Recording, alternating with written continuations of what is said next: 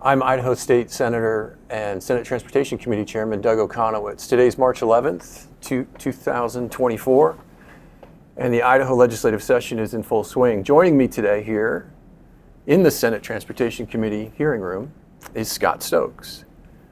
Scott's the Director of the Idaho Transportation Department. Thanks for spending some time with me today, Great Scott. to be here with you, Chairman. Thank you for what you do, your service to Idaho. Appreciate that a lot. You know, there's a common misconception amongst some of my constituents, and I imagine it's constituents around the state, just voters around the state. They tend to think, some of them, that a person in my position, for example, has the ability to direct you on how and when projects will happen, how much money you'll spend, what they'll look like, when they'll happen, and that sort of thing. And what they don't understand is that you don't work for me.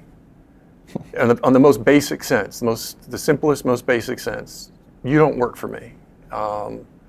You're part of the executive branch. I'm part of the legislative branch. Yes. Mm-hmm. So there is a very clear separation there based on constitutional foundations. You work for a transportation board who's appointed by and serves at the pleasure of the governor. And I believe, tell me how that works. Are you appointed by the governor, or are you actually hired by the transportation board? Yeah, so I'm hired by the board. Mm-hmm. The governor appoints, there are 7 board members, but 6 of those represent a region or geographic area in the state. Right. And then the 7th, which serves as the chairman, serves at the pleasure of the governor. Okay. And doesn't have a term. The others have 6-year rotating terms. And so they're appointed by the governor, but he can't remove them for 6 years? No, he can't remove them. Got it. He can remove the chairman. The chairman serves at his pleasure. Yes. Okay. And so we work for the board. The board makes the decisions and oversees our finances, our project selection, the way we invest our funds. They're a part-time board. I mean, they're not there every day. It's mostly a volunteer situation for them. They get some reimbursement for their expenses in a little bit of time. And part of the idea behind the structure being set up that way, when it was originally set up that way, was to preclude legislators and other political actors from maybe having undue influence on which projects get priority, which ones get more money, which ones happen faster, which ones don't happen at all. Isn't that right? All elected officials, really. I mean, there is some degree of separation even with the governor in this manner, so that this nonpartisan board, you can't have any more than 4 of one party on the board, and so those investment decisions are made considering statewide interest, public interest. So yeah, there's a protection not only for the elected official, but for the department. Now, if we're being completely honest though, the legislature is not powerless in that relationship because we control your budget, right? So let's back up a second. So what these committees do, what transportation committees do, is we typically deal with things like driver's license issues or emissions testing, load limits, any number of things like that. But we don't actually deal with the transportation budget. That's done by the Joint Finance Committee, or JFAC for short. And they help you. You will come to them every year with a proposed budget. You and the governor's staff or the governor's office will come with a proposed budget that you propose to the Joint Finance Committee. And the Joint Finance Committee will work with you, but ultimately they get to decide what your budget will be. And then at least the initial stab at it. Then they send it to the legislature in its entirety, and we vote on it, both bodies, in the House and the Senate. And then the governor also gets to veto if he doesn't like the budget. If he thinks it's too much or not enough or whatever, he can veto it, and it all starts over again. So there's that input, but there are 105 legislators, 35 senators, and 70 members of the House of Representatives. A single individual doesn't get to set that budget, not even remotely close to something like that. So I don't get to decide how that money how much money it is or how it gets spent. I do get to have 1 out of 105 votes ultimately on what your budget, whether or not I approve of the budget or not, or approve of most of it, so I vote for it or whatever. So once that budget is set, once that budget is approved, how is it determined that Kootenai County, the Department of Transportation is going to spend however many millions of dollars in Kootenai County and when? Ada County, same thing, how they're going to spend money there and around the state. So tell me a little bit how that goes. Well, I think part of what makes it successful depends on the department's interest in the community itself and having an interaction with the community. And so that's why we make quite an effort to go out and solicit comments and ideas from the communities. Right, I've seen your workshops, yeah. Yeah, last year the board in each one of our regions around the state did a workshop. Now this is aside from what the staff does. The board themselves went out, visited with over 400 stakeholders around the state and asked community leaders, how are we doing? Are there projects that will help you? Do we have the right selection of projects? Because we plan our projects from 5 to 7 years out.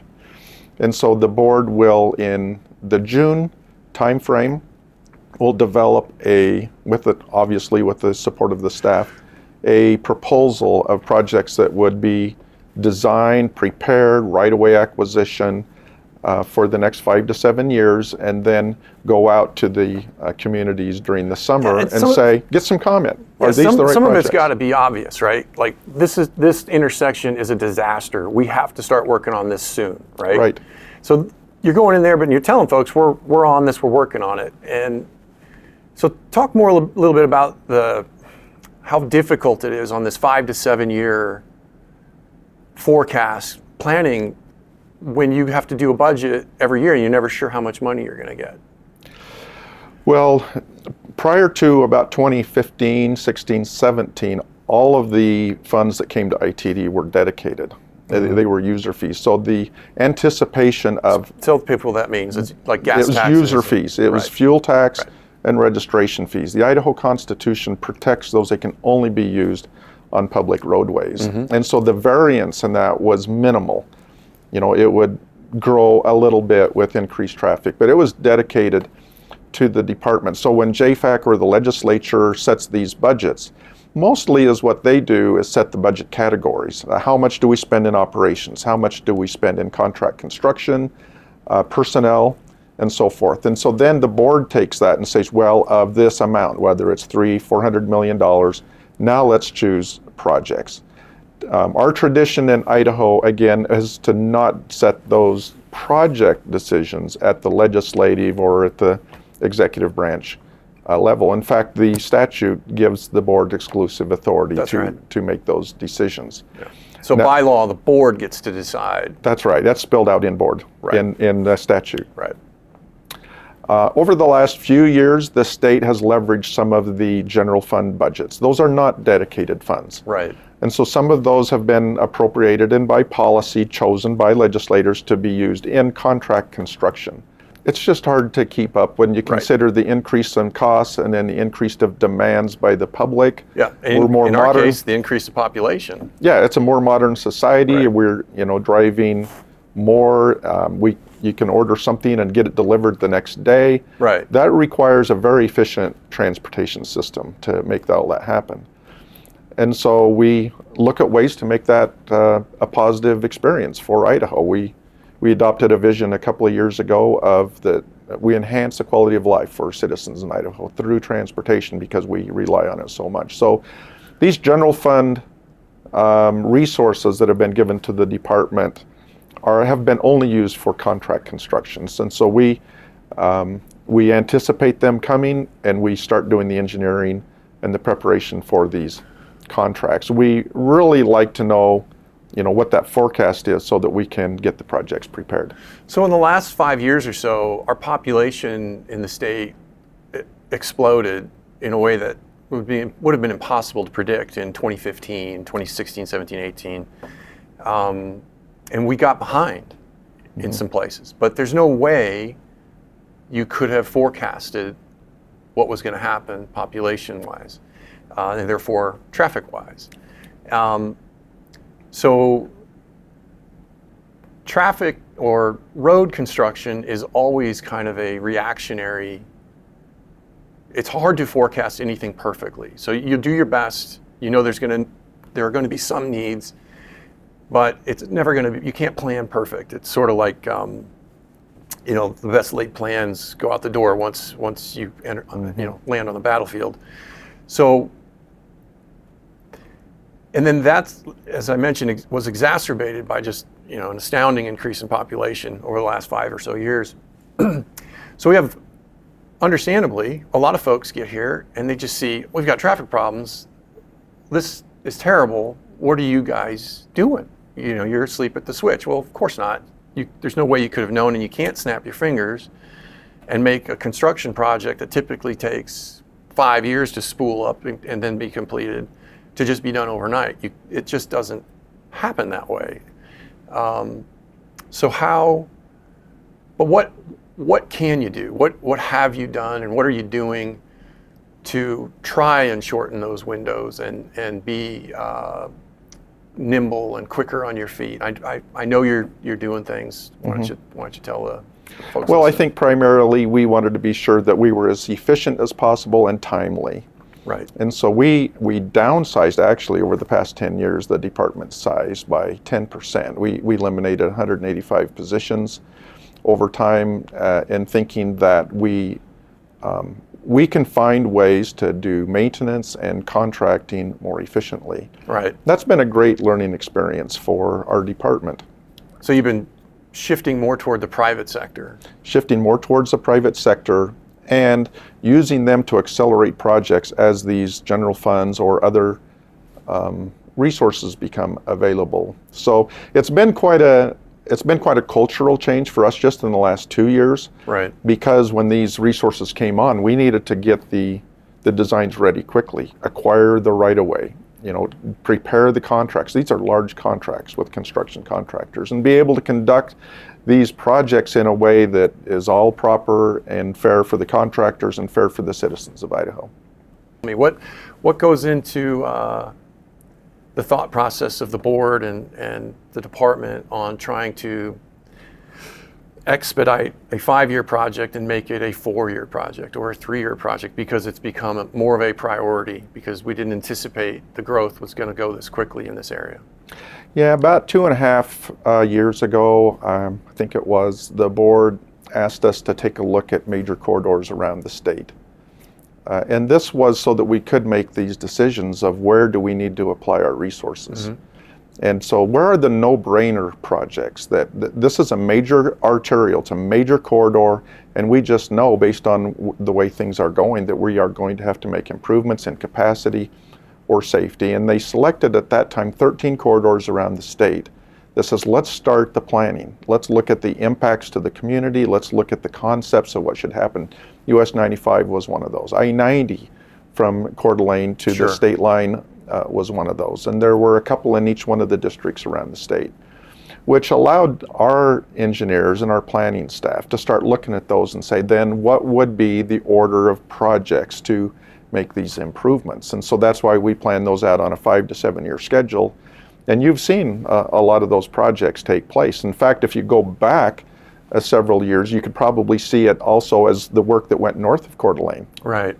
Because, right there around Garwood, then from there up to Athol, and that was all done the same way. I mean, there was a vision, there was an environmental review that happened, said this would be better as a 4-lane access controlled highway. Yeah. And so then we started doing projects that were about 5 miles long each to where we could, fund it, and then get contractors adequate size that they could bid those projects. And so we refreshed that about 2.5 years ago.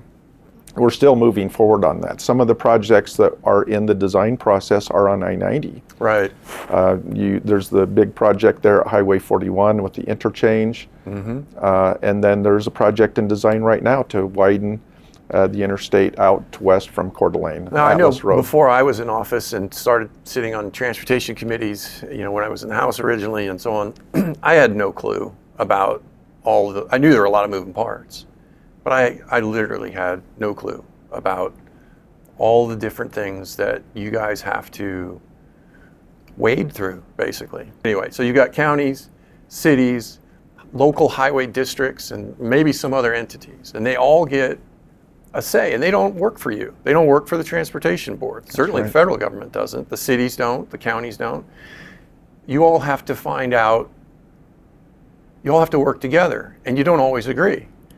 And so the amount of time it takes just to get a plan done, to go from point A to point B when you're crossing 3 highway districts, 1 county, a federal highway, and a city or 2, it's just got to be mind-numbing when you have to say, well, that city just doesn't want 4 lanes, or doesn't want, whatever other little thing. You got EPA issues in some spots versus other spots. Some of them are more onerous, and none of that moves quickly. You have to apply for rights of way and who knows what other kind of things you need to do. So when people wonder why there's not just a transportation SWAT team, we've got a problem and boom, we're going to put in a highway. Well, there's lots of reasons, lots of laws involved, local ordinances, federal laws. You can't just make that stuff happen. I don't know, maybe you can give an example of sort of a nightmare scenario for folks so they kind of understand what you guys deal with on a daily basis. Well, it's an interesting way. I think that it works very well. I love that we try to keep as many decisions at the local level as possible, and that's why you kind of have to, right? Yeah, that's why we have the highway districts in the Coeur d'Alene area, the city officials that have control of those roads that are closest impact to the citizens, the streets and the county roads. From time to time, they'll call us and ask us to get involved, but we can't. There's no mechanism for us to get, nor desire for us to get involved in a county or city street. But when it comes to state highways, they affect everybody. They affect the county and the city and the property owners. But they got to go somewhere too. They do. They got to land on a county road or a city road or a local highway district road. You can't just have a road to nowhere or a highway to nowhere. That's why I was saying earlier, I think this is what really one of the key things is how well do we reach out to the communities and ask for their involvement. I mentioned the board's involvement with these workshops that they did, asking city officials how we're doing. But on the project level, they're just meetings. Whenever we're doing something that might affect you as a property owner or community, we come and ask your opinion. And that doesn't mean, you could think that, go ask the city what they think and then you're going to know. That's not the way it works, because you're going to have, 2 or 3 different competing opinions, on any given project. You've got little governments there. I have never seen a project where everybody just thinks the same Everybody way. on the city council's in agreement, or you go through a period of time with, like you do, you're dealing with 5-year projects and so on, and then the city council turns over and you got a new group of people that don't like something. We've had that too. I think, and I'm trying to compliment you here, that you're the type of personality that's good at that. You treat people with respect. They're all stakeholders. We're all in this together. I would get frustrated with that. I've been in the private sector. I've run companies and I've got employees, and I try to be nice and professional with everybody. But at the end of the day, if we need to cut through and get something done, we can just do it. It's not that way with government agencies. Particularly in transportation. It's quite a lift having to deal with all these different parties and interested parties that don't all align. Well, we really try to coach our folks to try to look through the eyes of the citizens, and then through the eyes of the city, and through the eyes of even the people that are passing through. Sometimes, the city or a community just wants the state highway to be Main Street. I don't want a bypass. Right. I want it 25 mile an hour, but then the other folks that are trying to go through don't want to stop, at every. If all you do is drive through it, you don't want the speed trap. You want to get around the place and be on your way. And so somewhere in there, we need an adequate network that helps the people that are driving through, but also protects and allows access to businesses and people that are doing business, going home and recreating and all the things, the fun things that we do in Idaho. Just so we've got an idea of scale, how many miles of highways and roads does your department have charge over? Just the center line miles is about 5,000. Of course, some of the roads have multiple lanes. So if you multiply out by the lanes, it's 12,000 lane miles. Okay. And so while the local jurisdictions have a lot more lane miles than we do, but if you look at the amount of traffic that's carried, like for instance, Right. the interstates and stuff, then there's a lot of travel. There's about 19 or 20 billion vehicle miles traveled on public roads in Idaho. Let's talk about interstates a little bit. So federal highways, do they do the contracting for construction when they're expanding? Like, say, I've seen out, in the last however many years going through Nampa, I think in those areas it's gone from a 4-lane interstate out to, what is it, 8 now in some spots? So when the interstate was conceived back in the late 50s, early 60s, the idea was a uniform system to connect, defense highways to connect Right. The nation. Idaho we own the interstates. Okay. We own the property, but so that it's uniform, they own a lot of the decision making. So if we were going to consider adding an interchange or adding lanes or making changes, we have to get their consent.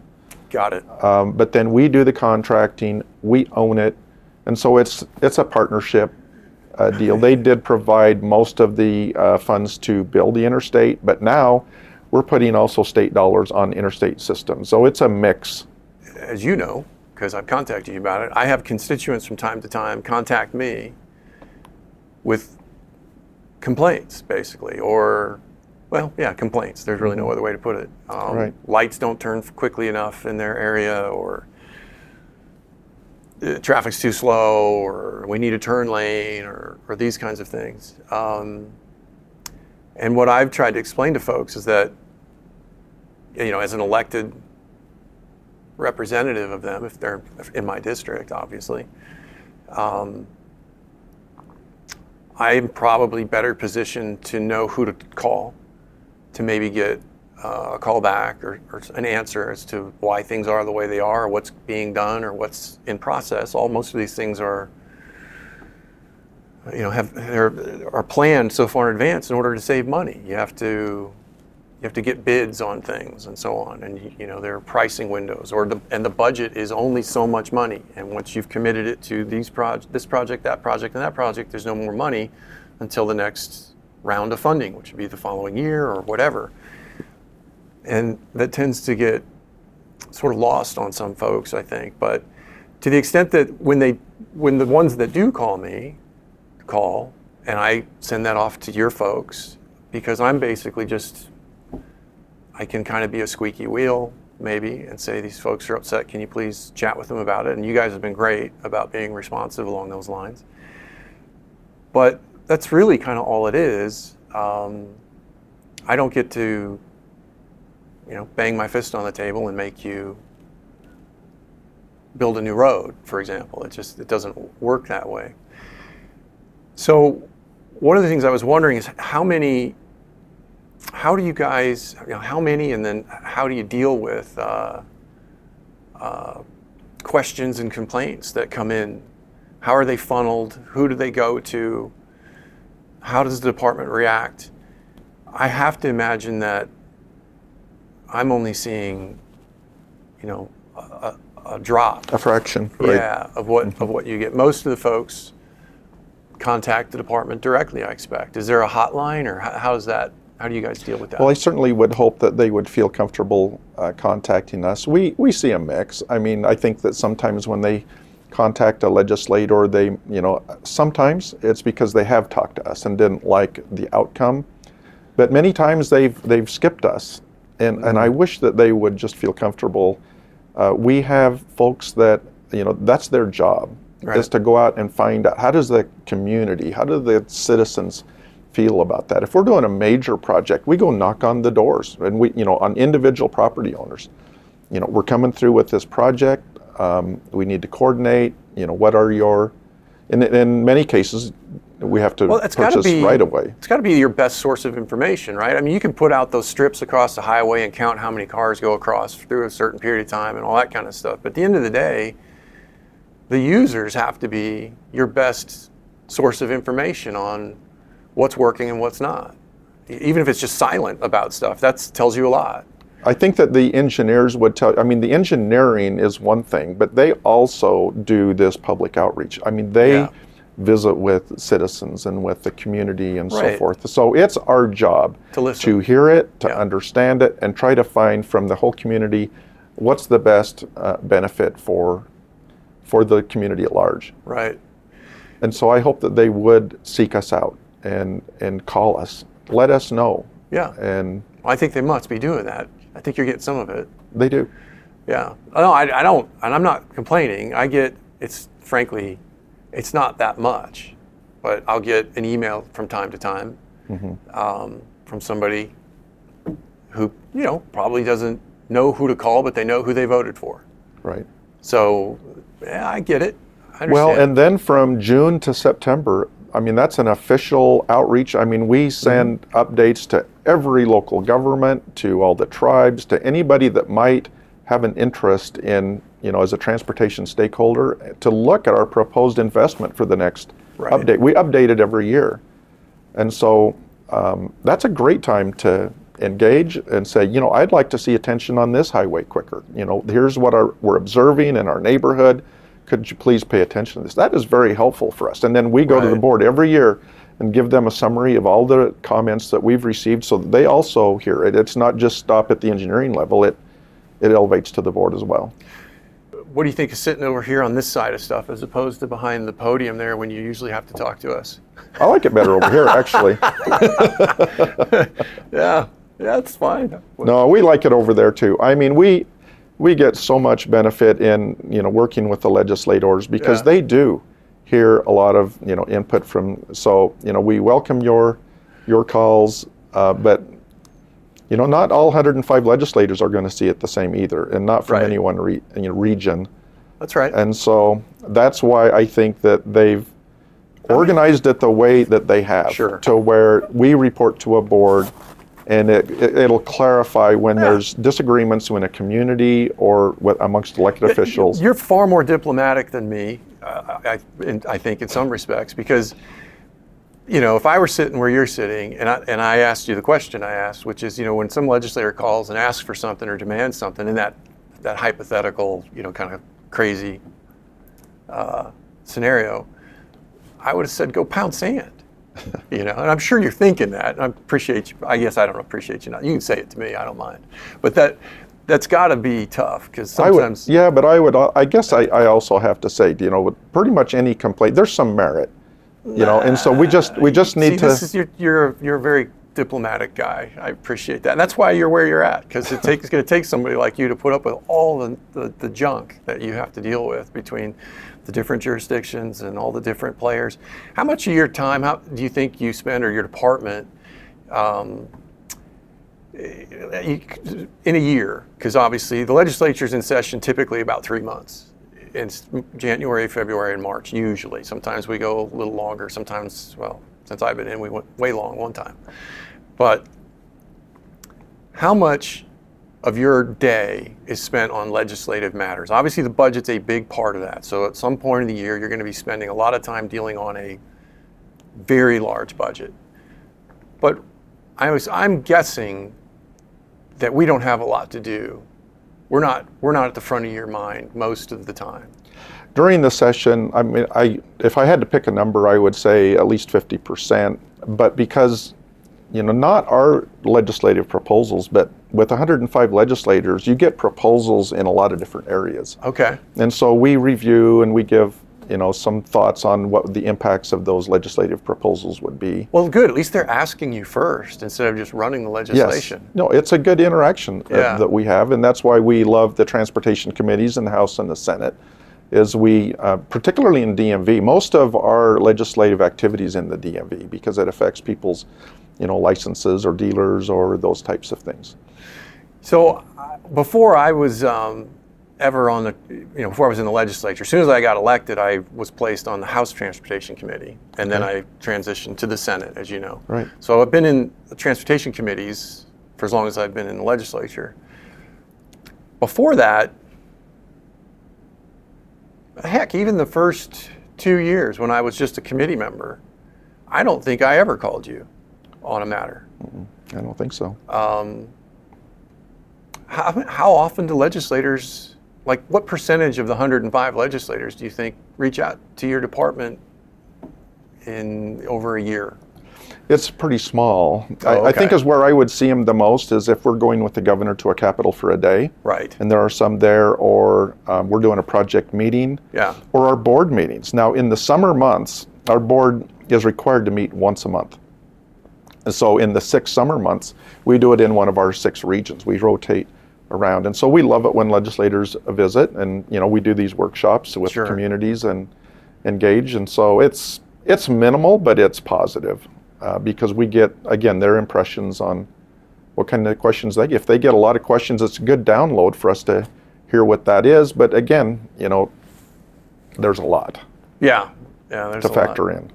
And then even, I expect the governor then, you don't hear from his office much except during Not a the lot. session. Yeah. Not a lot. Most of your job just has to be nuts and bolts, actually running, essentially being a CEO of a giant agency. How many employees again? We have about 1,600 employees roughly, and 1,300 of those are in highways. Okay. And there's roughly 500 that take care of maintenance. So they're out plowing snow in your Right. communities on Christmas Eve and Thanksgiving. Yeah. For anybody who's ever run a company before, they understand how much of your time gets wrapped up essentially in human resources issues, kind of just day-to-day personnel issues that have very little to do with the business. And that's just sort of a cost of doing business. And when you get larger and larger numbers of employees, there gets to be more and more of that. So any entity, call it an agency or a company with a bunch of employees, is just going to be a difficult thing to manage. So appreciate you taking care of it. Well, we have fun. I think the thing that keeps us going is we just know how much value it brings to Idaho. Yeah. And we remind our employees, but they know it and they're so dedicated. I started my career in the private sector. I worked for an engineering company for 8 years. But then I got attracted to ITD, and the level of commitment here and loyalty to doing good is just unbelievable. I love working with this team of dedicated employees. That's great. Good for you. Good. That's awesome. I thought of another item, but how does Idaho, if there are rankings, there's got to be statistics someplace. Maybe they're not perfectly scientific, maybe they are, but how does Idaho rate compared to other states on injury type accidents per mile of road, or whatever metric you use to kind of measure that? I imagine you have to be looking at something like that. Yeah, it's so hard to do it that way, and the reason why is it's the nature of the roadways have so much to do with it. So an divided interstate, rule of thumb for me is that the crashes and the fatalities are about half per mile traveled than a 2-lane highway. Sure. And so if you have a state that has a higher percentage of divided, then our crash rate is going to be lesser. So it more has to do with the nature rather than. So how about our 2-lane roads versus another state's 2-lane roads? Do they do that kind of analysis? You ever look at that? It's just so hard to compare. Some of that's going to be who's driving. One of the reasons I ask is that there's I don't know, it may have already gone through and been passed into law, but for the last couple of years there was an attempt to have this is the type of thing that comes to a transportation committee, by the way. Mm-hmm. But there was a bill last year to essentially make it to where parents could teach their kids to drive, and they didn't have to use a hired professional for a certain number of hours in driver's education. This year, the bill was reworked. It didn't pass previously last year. It didn't pass. This year, that bill was reworked by the sponsor of last year's bill to just be for families that live far away from a population center where it's hard to find someone like that to hire. And I think that one, it came through here, and I think it started in the House. So I suspect if it hasn't passed, it probably will. I think it may have come off the Senate floor, though. But I'm not positive. But if so, something like that.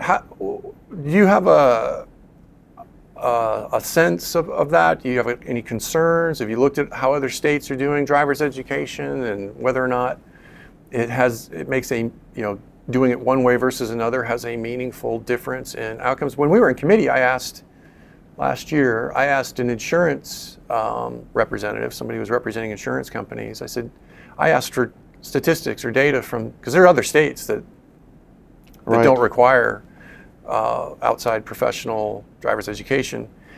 And I said, well, you've got data then. What are the rate of accidents in those states for age groups from 16 to 21 or whatever? Do you see some sort of a trend in those states that makes it less safe, or is it the same, or is it better? I mean, are parents better? I mean, who knows? Do you have a sense or an opinion on that? Well, clearly the involvement of the youthful drivers is high. I mean, they're 2 to 3 times more likely. Yeah, have been forever. Right.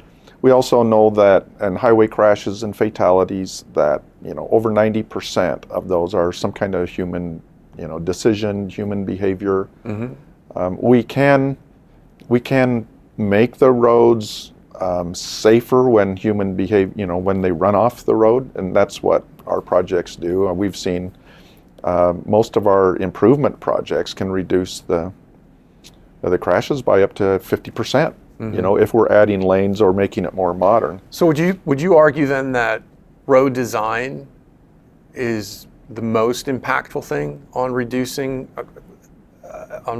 injuries and fatalities?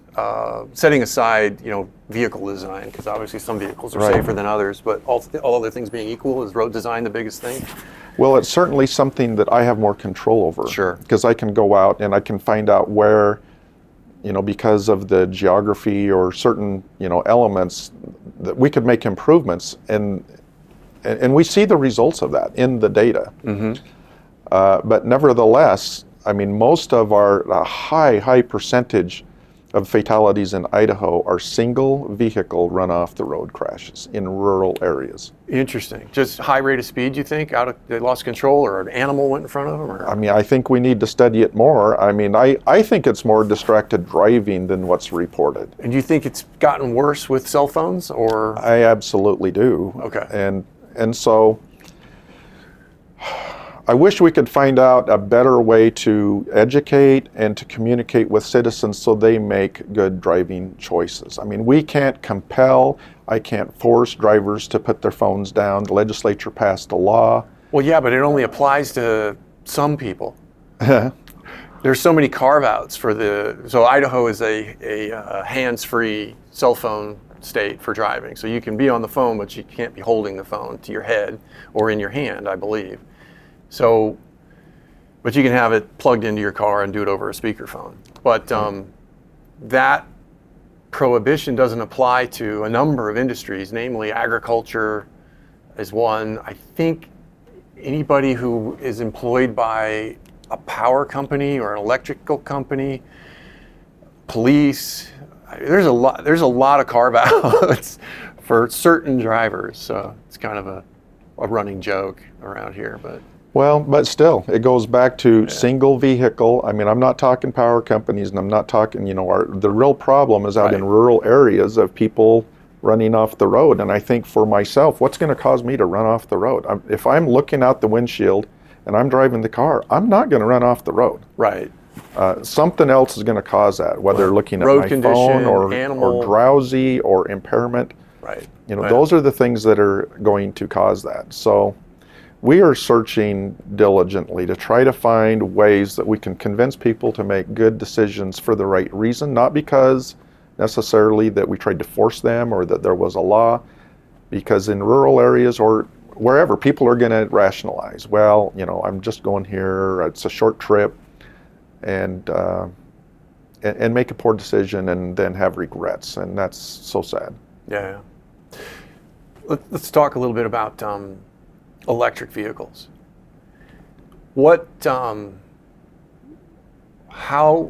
So we pay dedicated fees through registrations and gas taxes, fuel Right. taxes. Yes. How does the owner of a Prius contribute or pay to fund the roads in our state? So a few years ago, the statute was changed to increase their registration fees because they're not paying any fuel tax. So how much are their registration fees versus somebody with a regular four-door sedan? Yeah, a total electric vehicle is, I believe it's $140 a year. Okay. And so no matter what? Because I think the other ones are Yeah. sort of based on the value of the vehicle. the other ones right? are age. Right. It's age-based. Yeah. I can't remember the levels, like 48, I think up to 60. I can't remember exact values. So it has nothing to do with the value of age-based. the vehicle. It's just how old the vehicle is. Yes. Okay. So they pay roughly 3 times, but it's only $100 more.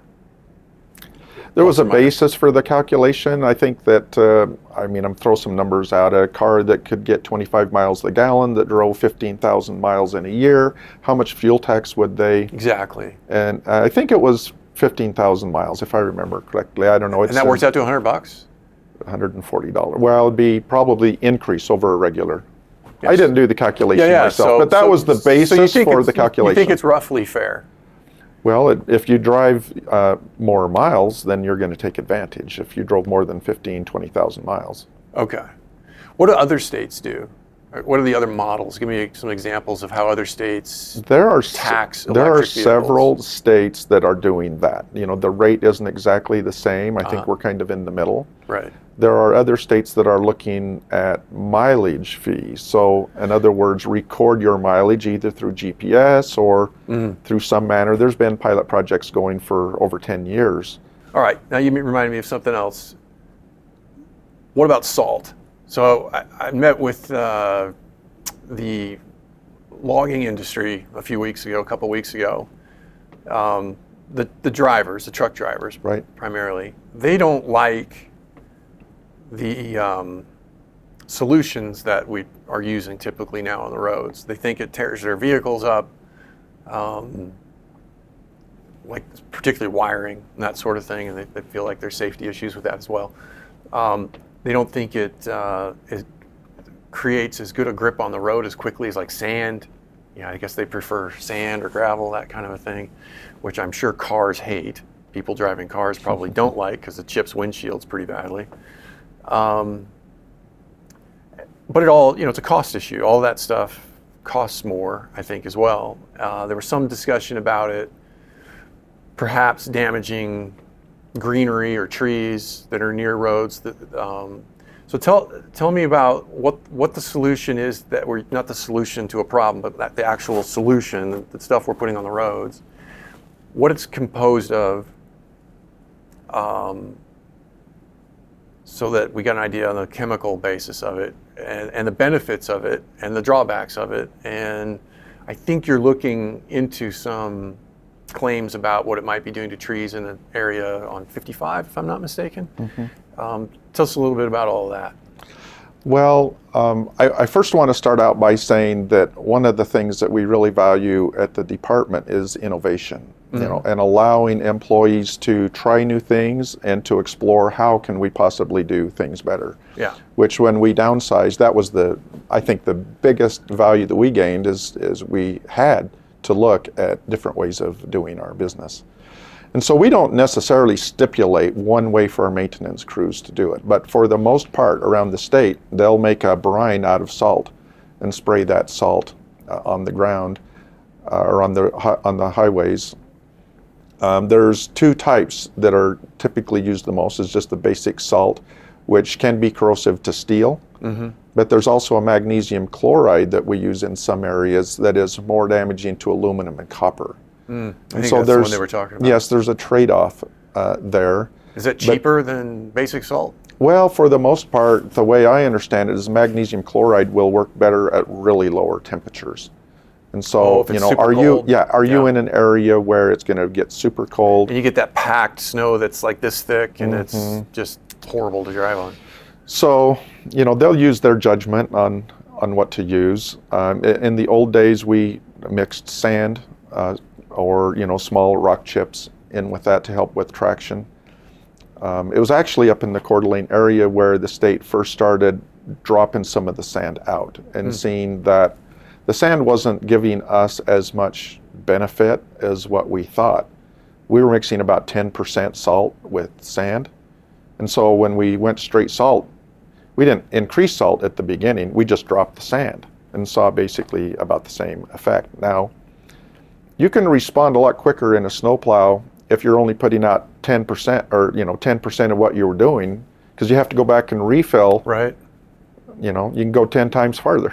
So you can cover more ground. You can cover a lot more ground. Get more and so just from an efficiency and what the driver saw is how quickly was ITD getting out there really benefited. But clearly the loggers, because we meet with them regularly too. I mean, on the higher passes where you're just going to get some snowpack, they're asking, can we put some sand in some of those areas, which we do in some of the areas. So we're just trying to find what that right balance is. Yeah. So probably the biggest question is magnesium chloride or salt. Yeah. And that's the issue. I've never heard the loggers, I'm not saying they haven't said it, but I haven't heard them say quit using it.